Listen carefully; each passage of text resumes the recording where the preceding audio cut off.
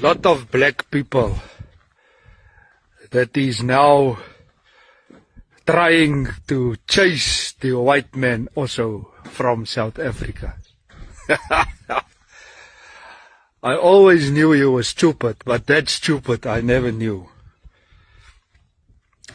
The white man is the only guy or race that is keeping this country alive. If you chase the white people from South Africa, I can promise you now, you're not going to be like Zimbabwe. You're going to be worse than Zimbabwe. Don't be stupid. Don't listen to the stupid fools that want to chase away everyone. I think maybe it's time for the Malawian, the white man,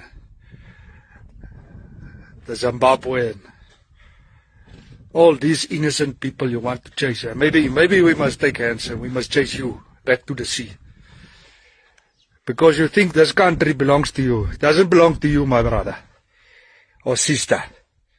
This country, it belongs to everyone that stays in South Africa, that's making South Africa a better place. You making South Africa a worse place. We must chase you.